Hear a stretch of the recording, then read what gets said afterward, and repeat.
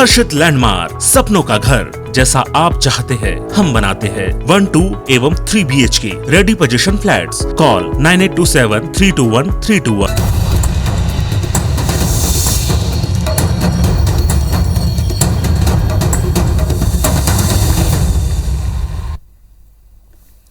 नमस्कार, स्वागत है आप सबका। मैं पुनीत पाठक और छत्तीसगढ़ की दिन भर की बड़ी खबरें विस्तार से जानने का वक्त है। सबसे पहले घटनाक्रम जो उत्तर प्रदेश के आगरा में हुआ। पुलिस हिरासत में वाल्मीकि समाज के युवक की मौत के बाद अब इस पर सियासी घमासान है और सारे देश में और प्रदेश में भी इसका रिएक्शन है। मृतक के परिवार से मिलने कांग्रेस महासचिव प्रियंका गांधी जा रही थीं, जिन्हें आगरा एक्सप्रेस वे पर हिरासत में लिया और बाद में पुलिस ने उन्हें जाने की अनुमति दी, छोड़ दिया।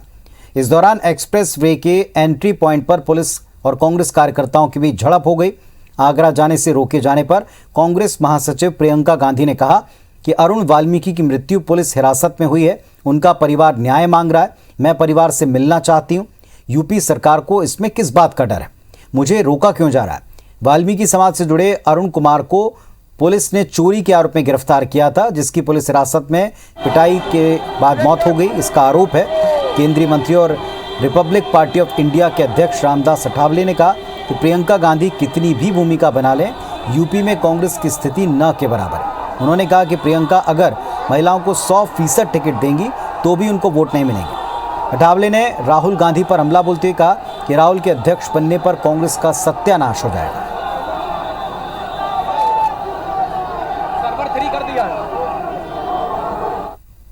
मेरे ख्याल से पुलिस की खुद स्थिति ये हो गई है कि वो कुछ कह ही नहीं पा रहे हैं। उनके अधिकारी भी जानते हैं कि ये गलत है, इसके पीछे कोई एक्चुअल रीजन नहीं है, कोई लॉ एंड ऑर्डर का इशू नहीं है, फिर भी रोका जा रहा है। तो खुद बेचारे शर्मिंदा है। मैंने इनसे कहा 144 है तो 4-5 लोग जाने दी, वैसे भी अब 4-5 ही तो लोग हैं। उन्होंने कहा कि देखेंगे, परमिशन पूछ रहे हैं, देखते हैं। प्रियंका गांधी जी कांग्रेस पार्टी की जनरल सेक्रेटरी है, उनको अपना काम करने का पूरा अधिकार है, अपनी भूमिका रखने का पूरा अधिकार है। लेकिन कितनी भी भूमिका रखने की कोशिश करे, लेकिन उत्तर प्रदेश में कांग्रेस पार्टी नहीं के बराबर है। लगता है कि वहाँ प्रियंका गांधी कितनी भी कोशिश करे, लेकिन फरवरी 2022 के चुनाव में वह योगी आदित्यनाथ जी के नेतृत्व में बीजेपी सत्ता में आएगी।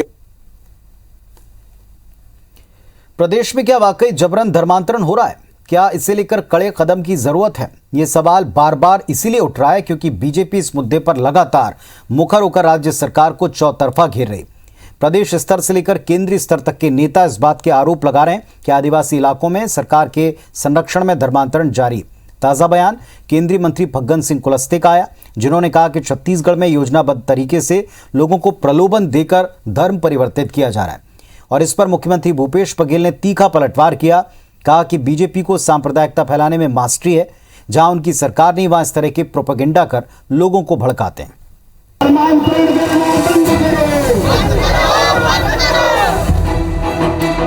क्या छत्तीसगढ़ में जबरन धर्मांतरण हो रहा है? क्या 2023 में चुनावी मुद्दा बनेगा धर्मांतरण?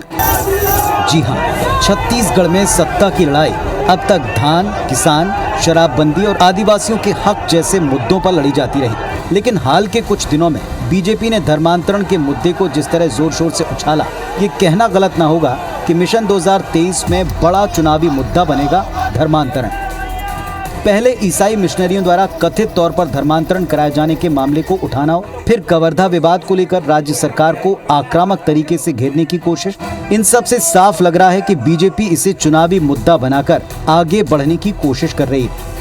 धर्मांतरण पर प्रदेश बीजेपी के बड़े नेता अपने तेवर पहले ही साफ कर चुके हैं। अब छत्तीसगढ़ आने वाले बीजेपी के केंद्रीय नेता भी भूपेश सरकार पर हमला बोलने से नहीं चूकते। 2 दिवसीय दौरे पर छत्तीसगढ़ आए केंद्रीय मंत्री फग्गन सिंह कुलस्ते ने कहा कि प्रदेश के लोगों को प्रलोभन देकर धर्मांतरण हो रहा है। आदिवासी इलाकों में जो स्थिति बन रही है उसे नियंत्रित नहीं किया गया तो भविष्य में बड़ा विवाद बनेगा। किसी समाज को तोड़ने का प्रयास हो, ये सीख नहीं है और न कोई स्वीकार करता है इस बात को। हमारे राइवल समाज में भी इस प्रकार की स्थिति है, आज है, बड़े लोग है इस बात को लेकर के मुखर भी हो रहे हैं और धीरे धीरे इन सब परिस्थितियों के बारे में होगा तो आपस में विवाद की स्थिति भी बनेगी, तो फिर झगड़े होंगे। केंद्रीय मंत्री ने कांग्रेस और भूपेश सरकार पर हमला बोला तो जवाब देने खुद मुख्यमंत्री भूपेश बघेल सामने आए और तीखा पलटवार करते हुए कहा कि बीजेपी और आरएसएस को सांप्रदायिकता फैलाने में मास्टरी हासिल है। जिन राज्यों में बीजेपी सरकार नहीं है वहां ये ऐसे ही अस्थिरता लाने की कोशिश करते हैं। भारतीय जनता पार्टी और आरएसएस दोनों ऐसे हैं जिसको धर्मांतरण और सांप्रदायिक सौहार्द बिगाड़ने का उनके पास मास्टरी है और जहां ये सरकार में नहीं होते इसी असर के माध्यम से वहां अस्थिरता पैदा करते हैं।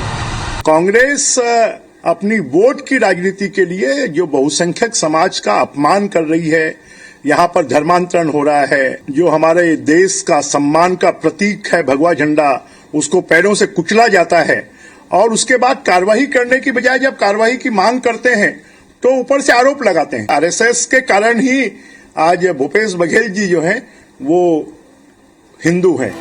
धर्मांतरण को लेकर प्रदेश में गरमाई राजनीति के बीच राज्यपाल अनुसुईया उइके भी मुख्यमंत्री भूपेश बघेल को पत्र लिखकर प्रदेश में जबरन धर्मांतरण की शिकायतों पर कानूनी कार्रवाई की मांग कर चुकी हैं।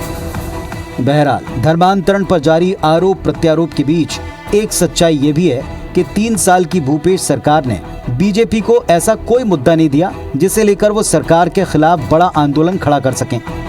यही वजह है कि बीजेपी अब धर्मांतरण के मामले में सरकार के खिलाफ माहौल बनाने की तैयारी में है।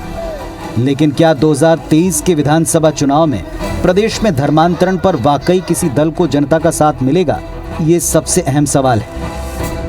राजेश मिश्रा के साथ राजेश राज, IBC 24, रायपुर। मुख्यमंत्री भूपेश बघेल ने वीडियो कॉन्फ्रेंसिंग के जरिए Shri Dhanvantari generic medical store योजना लॉन्च कर दी है।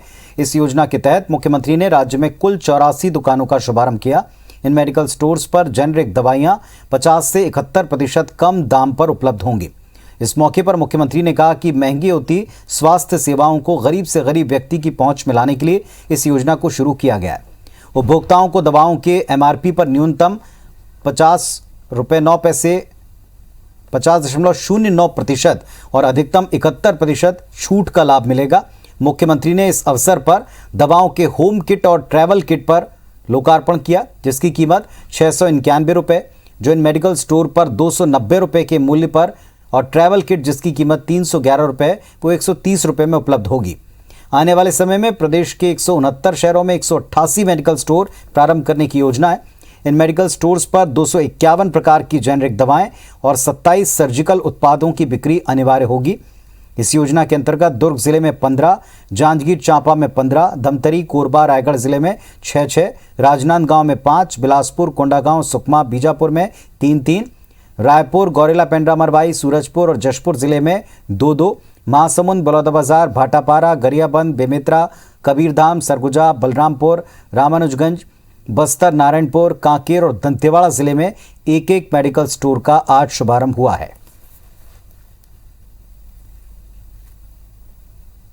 राज्य के 169 शहरों में 190 Shri Dhanvantari generic medical store प्रारंभ करने का निर्णय लिया है।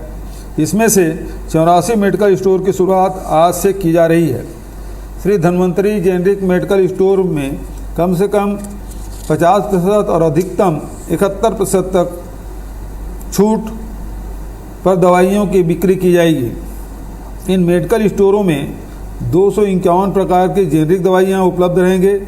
27 तरह के सर्जिकल उत्पादों का विक्रय भी किया जाएगा।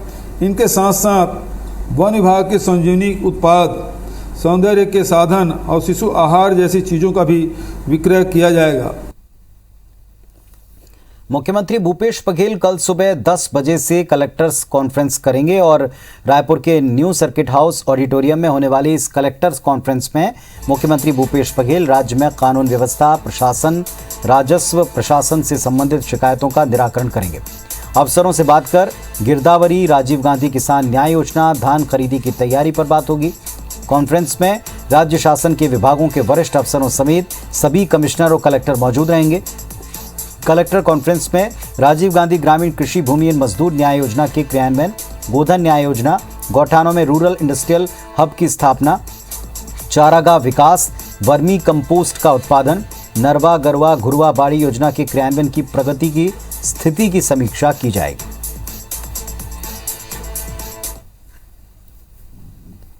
छत्तीसगढ़ पंचायत विभाग की ओर से रायपुर, दुर्ग और बस्तर संभाग में सरपंच संवाद कार्यक्रम का आयोजन किया गया, जिसमें दिल्ली से वर्चुअल माध्यम से पंचायत एवं ग्रामीण विकास मंत्री टीएस सिंहदेव जुड़े।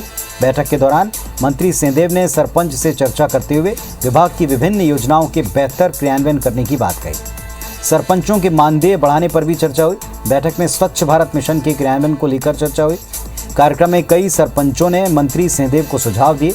इन सुझावों पर मंत्री सिंहदेव ने काम करने का आश्वासन दिया।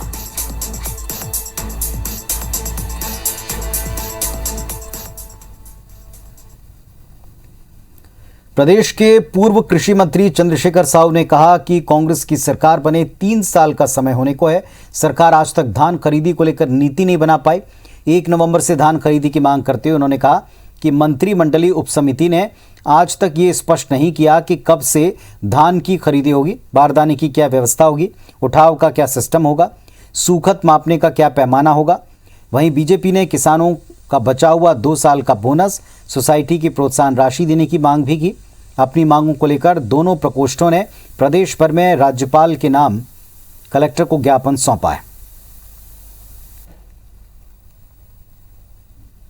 जो अराजकता की स्थिति है, सोसाइटी के सामने एक बड़ा संकट खड़ा हो गया है। पिछली बार जो पुनर्गठित सोसाइटी है उनकी राशि अभी तक के अपेक्षित राशि मिली नहीं है। 12 सूत्री मांगों को लेकर भारतीय जनता पार्टी के सहकारिता प्रकोष्ठ और किसान मोर्चा के संयुक्त तत्वाधान में राज्यपाल जी के नाम पूरे जिले में एक ज्ञापन दिया जा रहा है। कवर्धा में 3 अक्टूबर से शुरू हुए घटनाक्रम के बाद शहर में लगातार कर्फ्यू लगा हुआ है। वहीं लापता दुर्गेश दिवांगन को मंगलवार को गिरफ्तार किया गया। इस बीच आज विश्व हिंदू परिषद ने पुलिस पर कई आरोप लगाए हैं। परिषद के प्रदेश कार्यकारी अध्यक्ष चंद्रशेखर वर्मा ने कहा कि पुलिस ने दुर्गेश से थाने में मारपीट की। परिषद का आरोप है कि थाने में वासनिक नाम के पुलिस अधिकारी और दूसरे पुलिसकर्मियों ने मारपीट की, जिसकी जानकारी लेने मंगलवार रात विश्व हिंदू परिषद के सदस्य समेत भाजपा पदाधिकारी थाने पहुंचे थे, लेकिन किसी को दुर्गेश से मिलने नहीं दिया गया। परिषद ने पूरे मामले की न्यायिक जांच कराने, मामले में वन मंत्री को पद से हटाने और सभी गिरफ्तार लोगों को रिहा करने, दुर्गेश के साथ मारपीट करने वाले अधिकारियों को निलंबित करते हुए कानूनी कार्रवाई करने की मांग रखी। मांग पूरी नहीं होने पर उग्र आंदोलन की चेतावनी है। यही नहीं, दुर्गेश के परिजनों का यह आरोप है कि दुर्गेश से मिलने नहीं दिया गया। 3 अक्टूबर के बाद से आज तक घर वाले दुर्गेश को देख नहीं पाए। पुलिस अधीक्षक ने दुर्गेश के साथ किसी भी तरह की मारपीट से इनकार किया है। दुर्गेश को ये वासनिक नाम के जो अधिकारी हैं पुलिस विभाग में या सिटी कोतवाली में, उस अधिकारी ने और जितनी उनकी ताकत उतना उन्होंने मारा है और इसका भी न्यायिक जांच होना चाहिए। फुटेज, सीसी कैमरे सबको बराबर खंगाला जाना चाहिए और ये इस अन्याय को करने वाले ऐसे सब अधिकारियों के ऊपर कार्रवाई हो। कि मोर बेटा मारपीट करे, मैं गया थाना में तो मोल देखन नहीं थी, जेल में गया, जेल में मोला देखन नहीं थी, मोर बेटा काबर नहीं देखन थी, मारे है तबे नहीं देखन थी। कबीरधाम पुलिस के द्वारा हिरासत में लिया गया था। वो फरार चल रहा था 3 तारीख की घटना के बाद से, और उन्हें विधिवत हिरासत में लिया गया और उसके बाद विधिवत उनका मेडिकल मुलायजा कराकर उन्हें जेल दाखिला कराया गया और ये सब आरोप मिथ्या है। उत्तराखंड में भारी बारिश के कारण फंसे छत्तीसगढ़ के 55 यात्रियों को सुरक्षित निकाल लिया गया। उन्हें नैनीताल के एक होटल में शिफ्ट किया गया। भिलाई में सभी के परिजनों ने इसके बाद राहत की सांस ली। साथ ही उत्तराखंड सरकार, प्रदेश के मुख्यमंत्री भूपेश बघेल, सांसद विजय बघेल को धन्यवाद दिया। सभी ने अपने परिजनों को फोन करके अपने सुरक्षित होने की जानकारी दी है। साथ ही वीडियो बना करके भी भेजा है। इसके पहले भिलाई के सभी नागरिकों की सकुशल वापसी को लेकर मुख्यमंत्री भूपेश बघेल ने मुख्य सचिव और दुर्ग कलेक्टर को निर्देश दिया था कि वे उत्तराखंड प्रशासन से संपर्क करें और समुचित प्रबंध करें। इसके बाद नैनीताल कलेक्टर धीरज गर्ब्याल ने दुर्ग सांसद विजय बघेल और कलेक्टर को फोन कर सभी को सुरक्षित निकाल लिए जाने की जानकारी दी थी।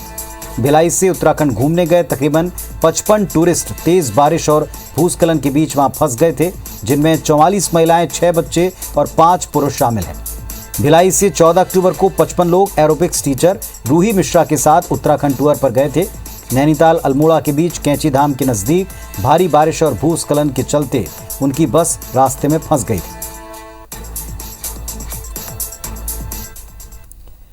बिलासपुर में IBS24 की खबर का बड़ा असर हुआ। सिम्स के नए डीन ने पदभार संभालते ही हड़ताल पर बैठे कर्मचारियों से चर्चा की, जिसके बाद लिखित में मिले आश्वासन को आधार बनाकर कर्मचारियों ने हड़ताल को स्थगित कर दिया। डीन ने 15 दिन के भीतर हड़ताली कर्मचारियों की मांग का निराकरण करने का भरोसा दिया है। हड़ताल खत्म होने के साथ ही हड़ताली कर्मचारियों ने आज एक साथ ड्यूटी ज्वाइन कर ली। बीते 59 दिनों से सिम्स के 316 कर्मचारी वार्षिक वेतन वृद्धि की मांग पर अनिश्चितकालीन हड़ताल कर रहे थे। सिम्स की चिकित्सा व्यवस्था पूरी तरह चरमराई हुई थी। IBS24 ने लगातार हड़ताली कर्मचारियों की मांग को शासन प्रशासन तक पहुंचाया। साथ ही सिम्स की बिगड़ी व्यवस्था की खबर भी प्रमुखता से दिखाई। कर्मचारियों ने IBS24 का भी आभार जताया। तो उन्होंने 15 दिन का समय मांगा। हमने कहा सर हमको लिखित दे दीजिए ताकि हम उस तरीके से निर्णय ले सकें।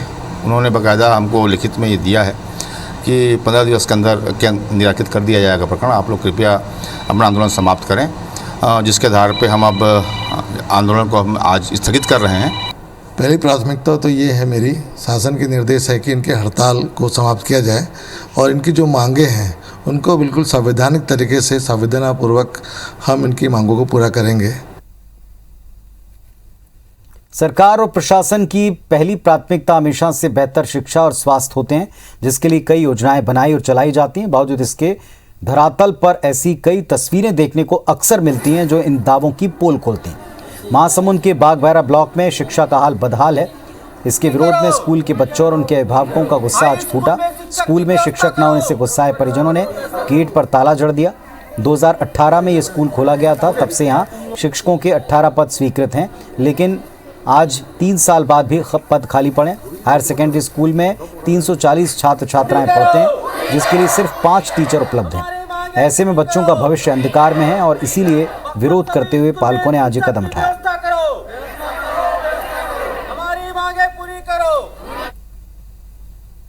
केमिस्ट्री और फिजिक्स का पढ़ाई नहीं हो रहा है, टीचर ही नहीं है तो पढ़ाई कहाँ से होगा। और कॉमर्स आर्ट्स में भी पढ़ाई नहीं हो रहा है, इसके लिए टीचर की व्यवस्था कीजिए। अगर ऐसी 4-5 शिक्षक रहेंगे, अच्छे से 7-7 कक्षा है, तो किस हिसाब से पढ़ाई होगी वहाँ पे। वैसे भी पिछले 2 साल से कोरोना के नाम से पढ़ाई बिल्कुल प्रभावित हो चुकी है। यहाँ एक तो शिक्षकों की कमी है, जिसमें से 8 शिक्षक पदस्थ है, जिसमें 2 शिक्षक प्रतिनियुक्ति पर भेज दिया गया है, जिसके कारण समिति और पंचायत द्वारा तालाबंदी। पिछले एक हफ्ते से रायपुर पुलिस ने करीब 100 किलो से ज्यादा गांजे की खेप के साथ 10 से ज्यादा तस्करों को गिरफ्तार किया। नए एसपी ने ज्वाइनिंग के बाद नशे और गांजे की अवैध बिक्री पर रोक के निर्देश दिए, लेकिन इसके बाद भी शहर में राजा तालाब, ताजनगर, खमतराई समेत कई इलाकों में बेखौफ गांजे की बिक्री हो रही।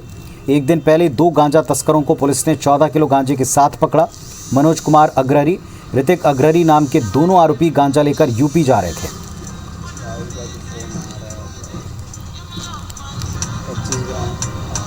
मनोज अग्रहरी एवं ऋचिक अग्रहरी ग्राम और थाना मंझनपुर, जिला कौशाम्बी, उत्तर प्रदेश का रहना बताया है। और सुनीता यादव नाम की एक महिला, वो अवैध रूप से गांजा परिवहन कर और रायपुर से बिलासपुर तरफ जा रही है। सूचना पर पुलिस द्वारा रेड करके उसके पास से 8 किलो 800 ग्राम वजनी गांजा बरामद किया गया है। गरियाबंद पुलिस ने 50 लाख कीमत के 632 किलो गांजे के साथ लावारिस हालत में एक गाड़ी को जब्त किया। पुलिस फरार आरोपियों की तलाश में जुटी है। दरअसल पांडुका इलाके में गांजे की तस्करी की सूचना पुलिस को मिली थी। पुलिस ने सफेद रंग की स्कॉर्पियो देखकर उसका पीछा शुरू किया, लेकिन गाड़ी भागती हुई जंगल की तरफ घुस गई। आरोपियों ने जंगल का फायदा उठाया और दुहिया मुड़ा तिराहे के पास कार छोड़कर भाग गए। गाड़ी में पुलिस को 50 लाख कीमत का 632 किलो गांजा मिला है। राजस्थान की इस गाड़ी में ओडिशा पासिंग का एक नंबर प्लेट भी है। पुलिस आरोपियों की पतासाजी में जुटी है।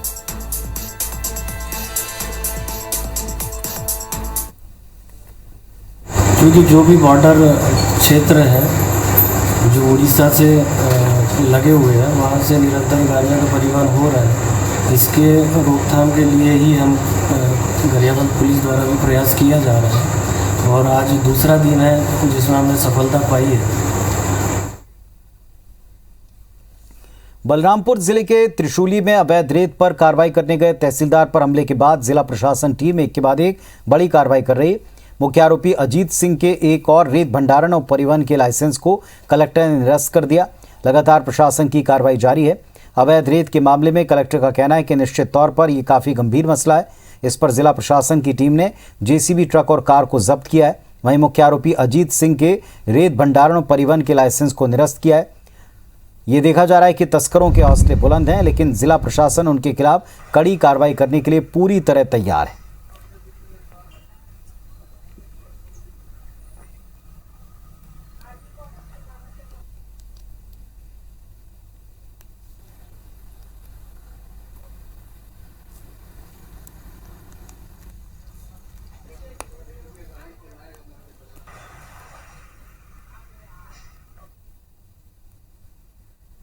पुलिस भी धरपकड़ कर रही है। इसके अलावा जहां वहां पे जो भी उपस्थित मौजूद गाड़ियां थी, जेसीबी, ट्रक या डंपर लोडर, उन सभी को जब्त कर लिया गया है माइनिंग डिपार्टमेंट द्वारा और राजस्व विभाग द्वारा। और आगे भी कार्रवाइयाँ जारी रहेंगी। अभी जो मुख्य आरोपी है उनकी धरपकड़ जारी है, जल्दी ही हमको कामयाबी मिलेगी। तो इस बुलेटिन में फिलहाल इतना ही। खबरों अपडेट्स के लिए आप देखते रहें IBC 24। नमस्कार।